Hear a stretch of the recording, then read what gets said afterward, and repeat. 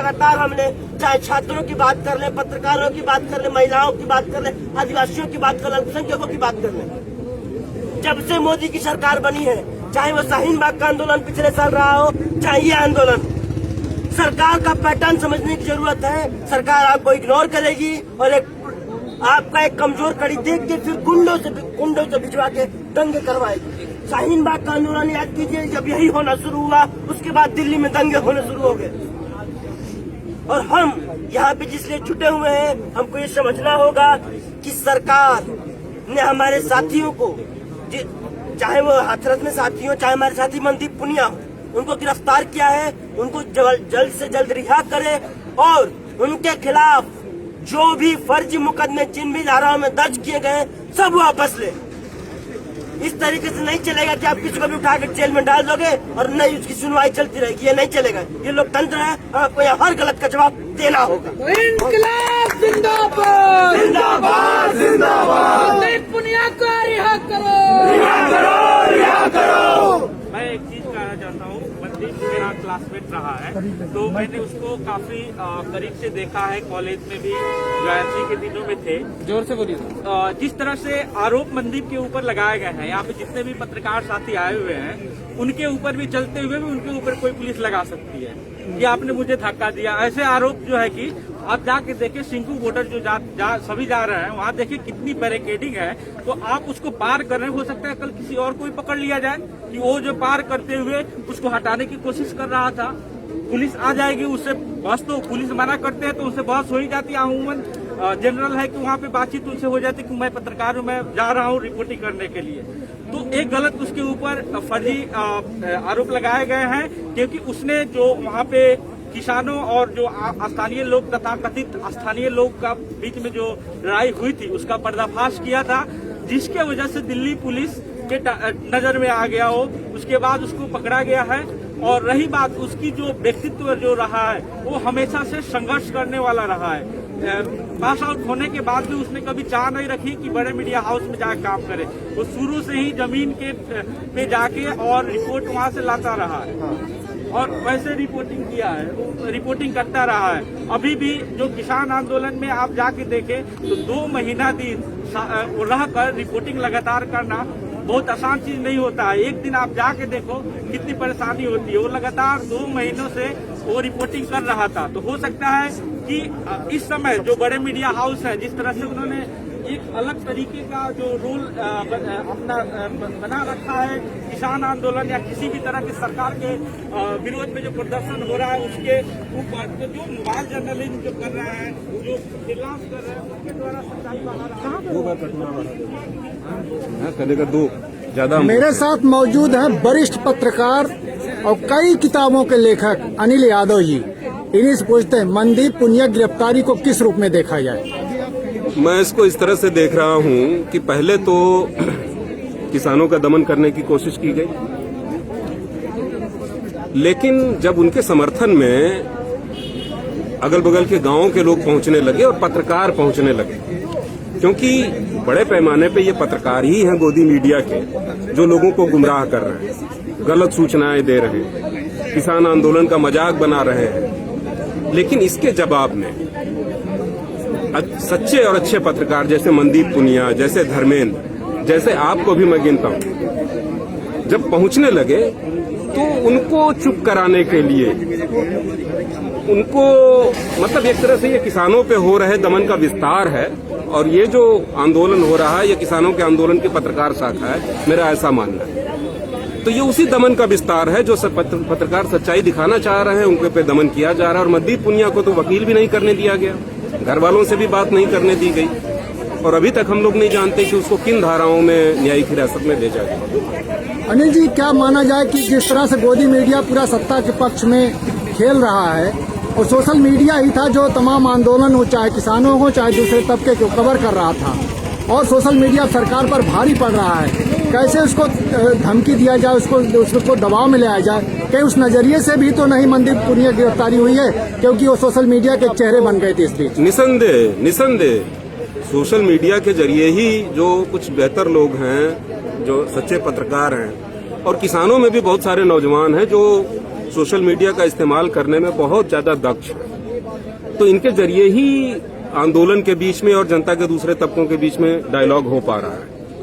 तो ये social media को हालांकि सरकार और फेसबुक और दूसरे जो माध्यम हैं उनकी आपस में साठ गांठ है, वो मिल करके लगातार नियंत्रित करने की कोशिश करते हैं। जब चाहेंगे वो आपके पोस्ट को दिखने देंगे, जब चाहेंगे नहीं दिखने देंगे, जब चाहेंगे आपके अकाउंट को गड़बड़ कर देंगे। लेकिन इसके बावजूद सोशल मीडिया गोदी मीडिया के लिए एक बड़ी चुनौती बन के उभरा है।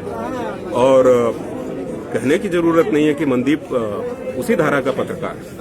बहुत बहुत शुक्रिया अनिल जी। हमारे साथ भड़ास के संपादक हम आप पहले बताइए मीडिया पर बताएं। कुछ नहीं सर, हम नहीं, पहले आप बताएंगे। अच्छा, मैं कर लेता हूँ फिर बता रहा हूं। आप बताएंगे।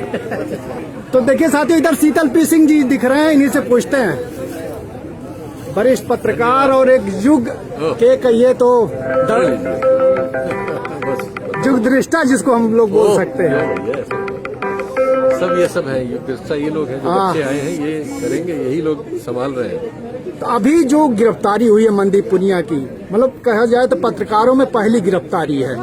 केसेज 6 और पत्रकारों पर दर्ज हुए हैं, लेकिन अभी कोई पुलिस कार्रवाई नहीं हुई है। बहुत सारे पत्रकारों को राज्यों में पकड़ा जा रहा है, उन पर तमाम ऊटपटांग मुकदमे लगाए जा रहे हैं। पत्रकारिता करना इस दौर में बहुत मुश्किल है और नौजवान पत्रकार ये हिम्मत करते हैं कि ऐसी जगहों पर जहां हिंसा हो रही हो, प्रायोजित सरकार की ओर से हो रही हो, पुलिस भी उसमें शामिल हो, और उस समय आप पुलिस की आलोचना करते हुए और उसके रोल की आलोचना करते हुए, सत्य का पर्दाफाश करते हुए जो सरकार छुपाना चाहती है वो सब लेके आएंगे।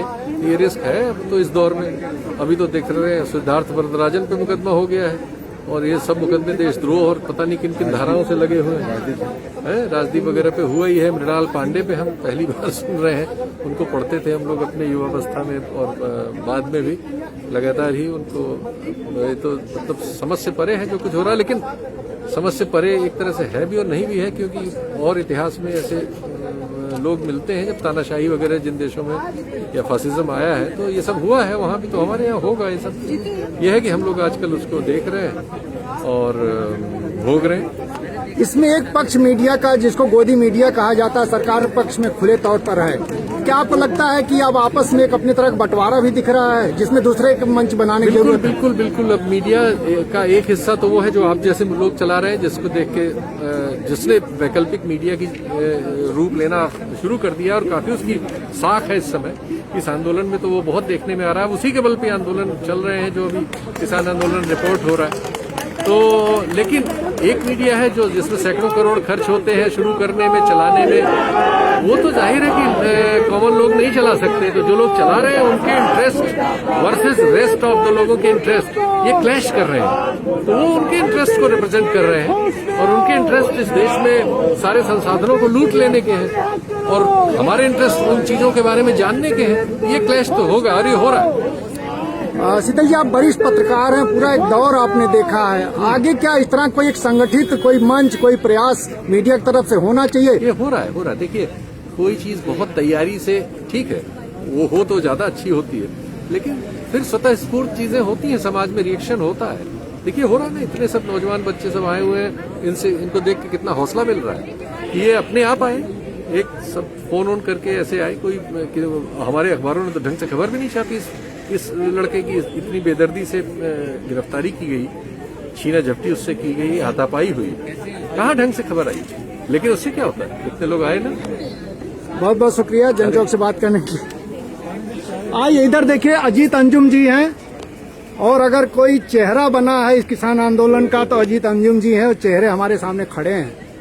अभी जो गिरफ्तारी हुई है किस रूप में देखा जाए अजीत जी इसको? नहीं, निश्चित तौर पर एक युवा पत्रकार जो जिस ढंग से हुड़दंगियों ने बवाल करने की कोशिश की और उसको उसने वीडियो एनालिसिस के जरिए जिस ढंग से उसने एक्सपोज किया और दिखाया कि ये लोग किसी दल विशेष से जुड़े थे और पुलिस की मौजूदगी में वो हुड़दंग कर रहे थे। मकसद था किसानों को उकसाना, आंदोलनकारी किसानों को उकसाना और कोई हिंसा हो जाए ताकि ये बहाना मिल जाए कि हिंसक हो गए ये लोग, और उसको उसने फेसबुक लाइव के जरिए एक्सपोज किया। अगर ऐसे देखें तो मुझे लगता है कहीं यही वजह होगी, क्योंकि अगर उस पर यह आरोप है कि पुलिस के कामकाज में बाधा पहुंचाया, तो जहां सैकड़ों हजारों पुलिस वाले हैं वहां एक रिपोर्टर जिसके पास न हथियार है, न कुछ है, न वो हिंसक है, तो क्या बाधा पहुंचाएगा। तो इसलिए ये दौर है कि जब ऐसे पत्रकारों को निशाना बनाया जाता है, और ये पहला नहीं है। बीते 3 दिन के दौरान हम 6 देशद्रोह के मुकदमे राजदीप सरदेसाई, जफर आगा और मृणाल पांडे के खिलाफ देख चुके हैं। तो इसलिए मान लीजिए उसी में एक कड़ी है, और ये ऐसा वक्त है जब सरकार, सिस्टम कोई भी आलोचना को शायद सहन करने को किसी सूरत में तैयार नहीं है। आप इस बीच लगातार सोशल मीडिया पर सक्रिय रहे, क्या आपको लगता है कि जिस तरह से सरकार की घेरेबंदी सोशल मीडिया के जरिए हो रही है, मनदीप के जरिए एक थ्रेट देने की कोशिश है सोशल मीडिया के लोगों को, चाहे यूट्यूबर्स हों, चाहे फेसबुक लाइव करने वाले लोग हों, चाहे तमाम वेबसाइट्स अपनी चला रहे हों, क्या इस तरह का कोई एक जो है वो देख रहे हैं? सही आप कह रहे हैं, लेकिन ये सिर्फ यही एक पहला मामला नहीं है।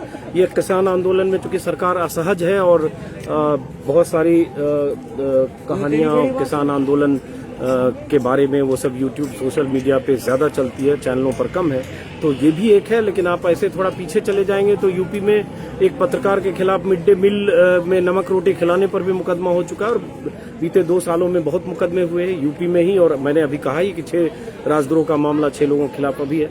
तो ये इस दौर के सिस्टम की ये फितरत है कि जो इस तरह के जोखिम मोल लेता है, कि जिसे पत्रकारिता कहा जाए, वो निशाने पर होता है। और एक किसान आंदोलन में मैं तो इसको, उन तस्वीरों को देखकर, जो वीडियो मैंने देखा, जिस ढंग से पुलिस ने शिकंजे में लिया, उससे यही लगता है कि मकसद तो यही था कि वो असहज जानकारियां और खुलासे। बहुत बहुत शुक्रिया। आइए देखिए, इधर एक खास संपादक हैं मीडिया विजिल के, पूरा एक जो है बड़ी भूमिका निभा रहे हैं पंकज जी, और इन्हीं से पूछते हैं मनदीप की गिरफ्तारी को किस रूप में देखा जाए। पंकज जी देखिए, बहन, आप भी जनचौक चला रहे हैं, हम लोग मीडिया विजिल और छोटे छोटे तमाम प्लेटफॉर्म इस समय काम कर रहे हैं, जिसने एक चीज तो साफ किया है कि जो ये सो कॉल्ड मुख्य धारा है, जो वो अपने को मेन स्ट्रीम मीडिया कहता है, तमाम टेलीविजन चैनल्स, बड़े बड़े अखबार, और वो जिस तरह का एक सरकार के पक्ष में नैरेटिव बना रहे थे, उनको इन छोटे छोटे संगठनों ने, संस्थानों ने, और यहाँ तक कि व्यक्तिगत रूप से मनदीप पुनिया जैसे और तमाम ऐसे पत्रकार जिन्होंने अपनी मेहनत से जमीनी रिपोर्टिंग के जरिए इनके झूठ का लगातार पर्दाफाश किया है, और ये सरकार के लिए बर्दाश्त नहीं हो रहा। आप ध्यान दीजिए कि मनदीप ने उसके पहले क्या किया था। सिंधु बॉर्डर पर जिस तरह से हमला हुआ और बताया गया, मीडिया ने बताया कि ये सब लड़ाई हो रही है स्थानीय लोगों से, मनदीप ने नाम लेकर बताया कि ये कौन लोग थे, ये बीजेपी के लोग थे, हिंदू सेना के लोग थे, और एक पूरा जो कोशिश थी मीडिया की नैरेटिव बनाने की कि ये स्थानीय लोग अब नाराज हो गए हैं, उस पर एक कड़ा प्रहार किया, उसको ध्वस्त किया, उस गुब्बारे में पिन चुभाई। और शायद पुलिस का भी जो पूरा रवैया था कि पुलिस अपने संरक्षण में गुंडों को लाई थी, वो भी पूरा उस खबर का भी झूठ साबित हुआ, क्योंकि मनदीप पुनिया खुद वहां थे। तो ऐसे में मनदीप जैसे तमाम नौजवानों को टारगेट करना, उनको जेल में डालना, उनके खिलाफ मुकदमे करना, ये बताता है कि दरअसल किस तरह से सत्ता इस समय बौखलाई हुई है, दिल्ली पुलिस बौखलाई हुई है, और अपने जो बुनियादी बहुत मिनिमम जो संवैधानिक दायित्व है उसका भी वो पालन नहीं कर रही है। लेकिन ये एक बहुत ही गंभीर बात है। पत्रकारों का एक बड़ा रोल हमेशा रहा है किसी भी आंदोलन में। मैं प्रेमचंद को बार बार याद करता हूं, जिन्होंने कहा कि दुनिया में शासकों और शासितों के बीच युद्ध हो रहा है और पत्रकार का काम शासितों के वकील का है। तो हम सारे लोग दरअसल शासितों के वकील हैं, इसलिए सही बात रखते हैं उनकी ओर से, और यही बात शायद बर्दाश्त नहीं हो रही। तो क्या ये सोशल मीडिया पे एक थ्रेट के तौर पर भी देखा जाना चाहिए? बिल्कुल, ये सोशल मीडिया पे या वैकल्पिक मीडिया पे कहिए, जो लोग भी सरकार की भाषा नहीं बोल रहे हैं, उन सब पर एक थ्रेट है। और आप देखिए, जो so called main stream media के बड़े बड़े चेहरे थे, जो कुछ ऐसी बातें कह रहे थे जो सरकार को बर्दाश्त नहीं थी, उनके खिलाफ भी अभी मुकदमा दर्ज हुआ है, और वो मुकदमा छोटा मोटा नहीं है, राजद्रोह का मुकदमा दर्ज हुआ है। तो मसला सिर्फ अब छोटा बड़ा नहीं है, जो भी सरकार की जबान नहीं बोलेगा उसकी जबान काट ली जाएगी। बस एक चीज इनको आती है कि आप या तो इनके साथ रहिए, नहीं तो ये दुश्मन है। तो पत्रकारों को भी ये तय करना होगा कि वो किसान के साथ हैं, और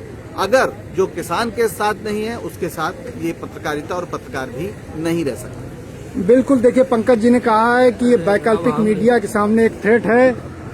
अखिलेश जी, आप तो बोल ही दीजिए कुछ, किस रूप में देखा जाए इस गिरफ्तारी को? जाहिर सी बात है कि ये शासन की अपनी पराजय है और वो उसी को लेके उसको भुनाना और उसको दबाने की कोशिश है। जैसे जैसे दिन बीतते जा रहे हैं वैसे वैसे सरकार नंगी होती जा रही है जनता के सामने, और उसकी ये असफल कोशिश है कि वो उसको कैसे दबा पाए और कैसे ख़त्म कर पाए। दरअसल ये वह निराशा है जो उस किसान आंदोलन को ख़त्म करना चाहती है, जो कि अपनी जेन्युइन मांगों के साथ दिल्ली आया हुआ है, बैठा है। उसको अपमानित करने की हर संभव कोशिश के बाद वो अब उसे लग रहा है कि दरअसल इन सारी उसकी असफल कोशिशों के पीछे अगर कोई है तो वो मीडिया है, मीडिया का एक तबका है। हालांकि ये भी बात सही है कि एक बड़ा तबका मीडिया का उनके पक्ष में है, जिसे हम नेशनल मीडिया कहते हैं। लेकिन जो छोटे छोटे चैनल खुले हैं, जो सोशल मीडिया के चैनल आगे बढ़े हैं, उन्होंने बहुत मुस्तैदी से जिस तरह से इस पूरे आंदोलन को कवरेज किया है, उसने यह दिखा दिया है कि सोशल मीडिया की ताकत क्या है लोगों के सामने, और जिससे अब ये परेशान हो गए हैं और इनका अगला एक निशाना जो किसान था अब वो सोशल मीडिया है। और ये मंजीत की गिरफ्तारी कोई पहली गिरफ्तारी नहीं है, बल्कि अभी कोशिश ये होगी कि और गिरफ्तारियां इस तरह की जाएं। और दरअसल सोशल मीडिया के पास कोई बहुत बड़ा संस्थान नहीं होता, यह भी सही है। कुछ स्वस्फूर्त तरीके से है, कुछ छोटे चैनल्स हैं जो उसमें इन्वॉल्व हैं, तो उनको दबाना इन्हें लग रहा है कि बहुत आसान होगा। अब ये पत्रकार बिरादरी की जिम्मेदारी है कि वो इन सब चीज़ों को कैसे देखती है और उसको इसमें आगे बढ़ के अपनी भूमिका निभानी होगी। निश्चित ही यह तय करना होगा कि वो किसकी ओर हैं, वो सच की ओर हैं, सही की ओर हैं, या लगातार झूठ की ओर उनका भी वो एंगल होगा। यह उनको तय करना होगा। और ये दरअसल हकीकत तो ये है कि ये इतिहास की इस मोड़ पे है कि आपको तय करना होगा कि आप कहाँ पर किस ओर हैं आप। तो दोस्तों अखिलेश जी ने देखिए बताया और इसमें सोशल मीडिया की भूमिका के बारे में बताया। एक बार फिर मैं बता दूं, हम इस समय जो है कल जो गिरफ्तारी हुई है मनदीप सिंह और धर्मेंद्र की, उसी के विरोध में YMCA के पास प्रदर्शन हो रहा है। पार्लियामेंट स्ट्रीट थाने के ठीक पीछे YMCA है और यहाँ भारी तादाद में पत्रकार इकट्ठा है। आप देख सकते हैं बड़ी तादाद में लोग आए हुए हैं और इस गिरफ्तारी का विरोध कर रहे हैं। तो कह सकते हैं कि ये कोई पहली वैसे गिरफ्तारी नहीं है। इसके पहले 6 केसेज, अभी आप 6 पत्रकारों पर राजदीप सरदेसाई से लेकर मीरा पांडे के खिलाफ केस दर्ज हुआ, जिसमें सेडिशन का केस, मतलब देशद्रोह का केस दर्ज हुआ है। तो आप समझ सकते हैं सरकार किस तरह से हमलावर है अपने खिलाफ। जो भी पत्रकार बोल रहे हैं, जो भी लिखने वाले पढ़ने वाले खड़े हैं, उनके खिलाफ खड़ी है सरकार। और अब ये दौर आ गया है जिसमें कि रेखा बिल्कुल खींच चुकी है। एक तरफ वो है जो जनता के पक्ष में खड़े हुए लोग हैं, दूसरी तरफ वो लोग हैं जो सरकार के साथ हैं। तो आप लोग क्या पढ़े हैं मनदीप जी के साथ? नहीं, मैं नहीं पढ़ा हूँ मनदीप जी का। आप किए हैं? मैं क्लासमेट रहा हूँ उसका। मेरा नाम अफजल है और मनदीप मेरा क्लासमेट रहा है।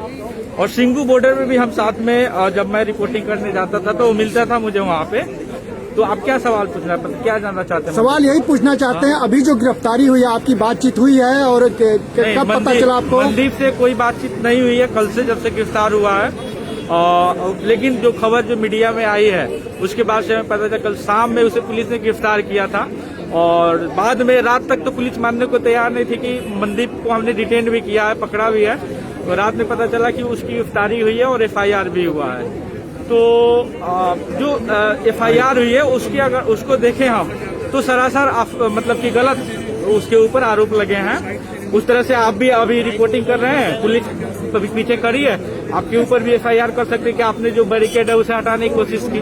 नहीं तो मेरा मानना है कि मनदीप जो है, मनदीप को डराने की कोशिश है, मनदीप के जैसे स्वतंत्र पत्रकारों के डराने की कोशिश है। क्योंकि आप देखें पिछले जब से सरकार आई है मोदी जी की, तब से आप देखें तो ऐसे जन आंदोलन खड़े हो रहे हैं। इसमें जो है कि जो मेन स्ट्रीम मीडिया है वो अलग अपना बनाए रखता है, पक्ष तर्क वितर्क रखता है, लेकिन जो सच्चाई होती है वो फ्रीलांस जर्नलिस्ट ही लेके आते हैं। नहीं तो इस तरह से जो फ्रीलांस जर्नलिज्म कर रहे थे मनदीप, उनके जैसे पत्रकारों को डराने धमकाने के लिए एक तरह से उनको पुलिस ने पकड़ा है और जेल में डाला है। अभी वो तिहाड़ जेल में है और हम चाहते हैं कि बिना शर्त उनकी रिहाई हो। कुछ धाराएं बता सकते हैं किन धाराओं का? वो देखना पड़ेगा कि कानूनी चीजें हैं उसमें। तो ऐसी धाराएं हैं कि उन्होंने इस सूचे के साथ दुर्व्यवहार किया है और बैरिकेडिंग जो लगी थी उसे हटाने की कोशिश की। ऐसी मतलब कि जो आरोप उनके ऊपर लगे हैं। सरकारी काम में हस्तक्षेप, देखिए अजय जी जंजवार से चलाते हैं, संपादक हैं और इस प्रदर्शन में हिस्सा लेने आए हैं। तो आज कार्यकर्ता की भूमिका में, वैसे भी सोशल एक्टिविस्ट हैं। मनदीप की गिरफ्तारी हुई है, क्या सोशल मीडिया पे मेजर थ्रेट है?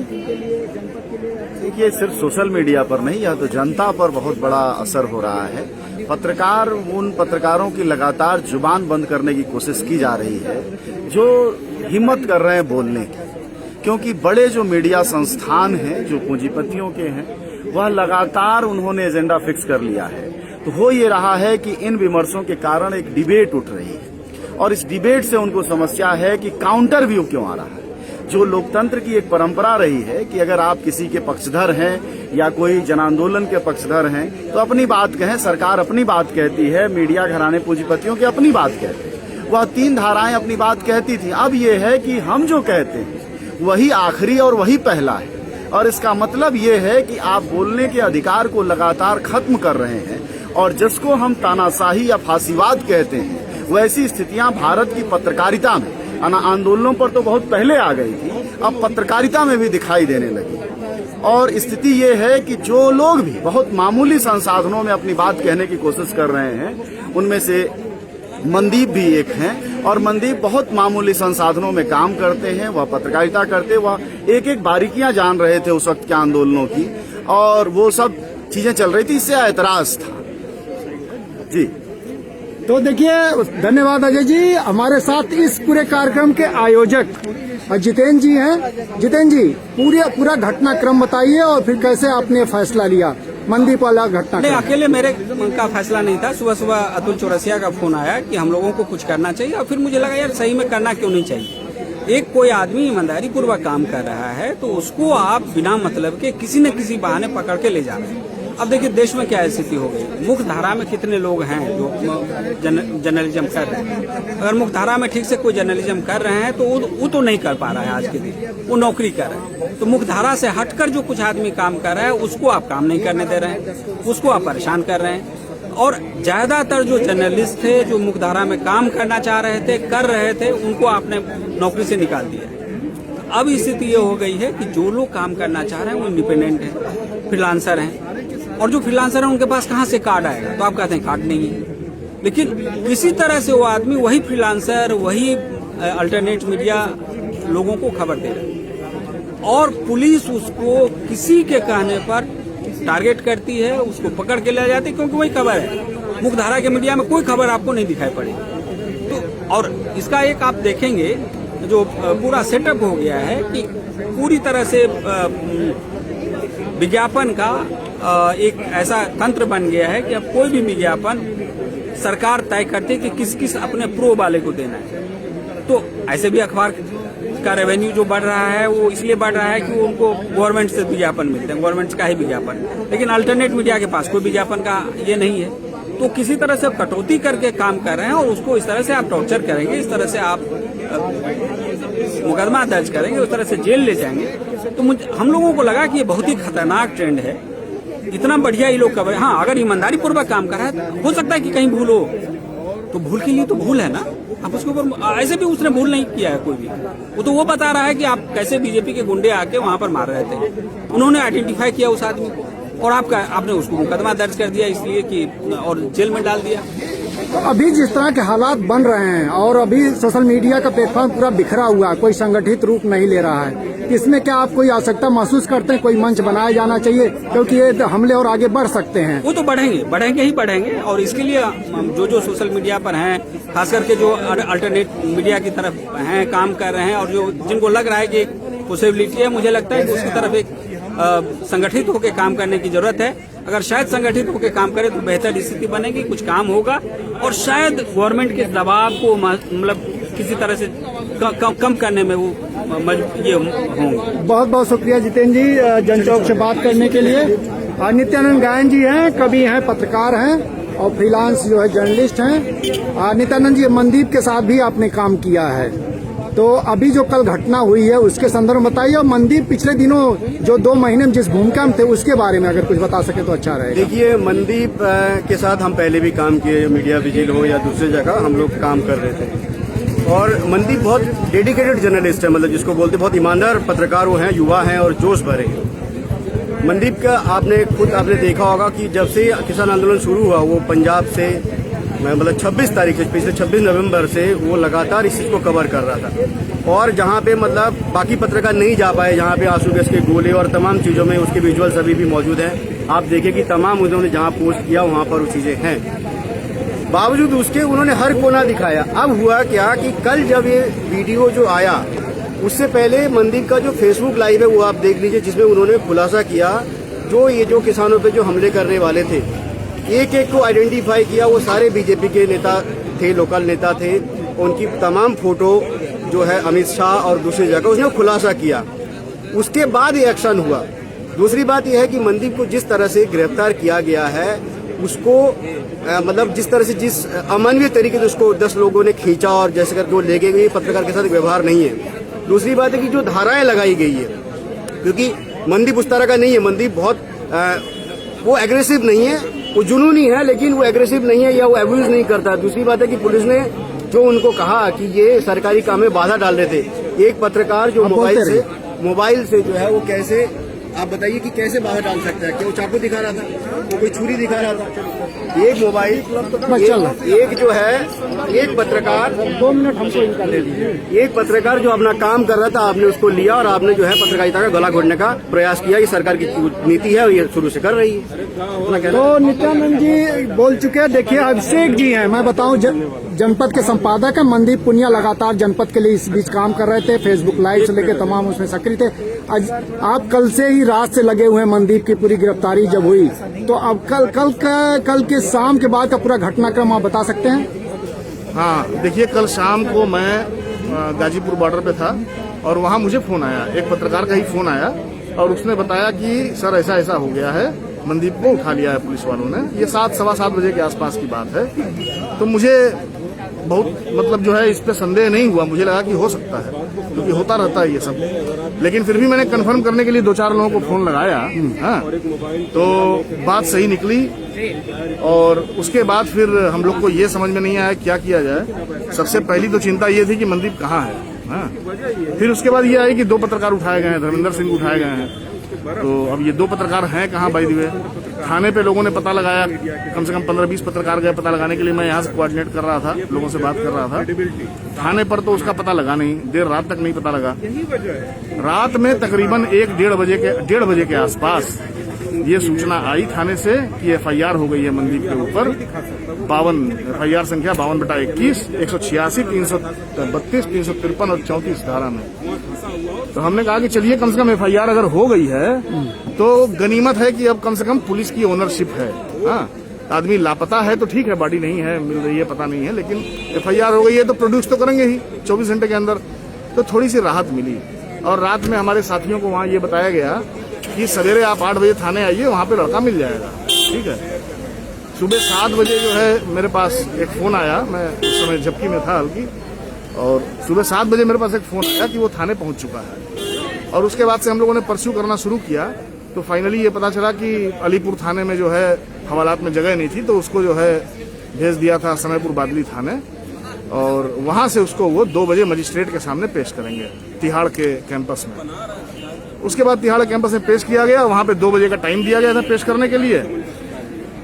मैं अभी आ रहा था यहाँ प्रोटेस्ट में, चूंकि ये भी 2 बजे था, तो ये पता चला कि उसे जेल भेज दिया गया, तिहाड़ जेल।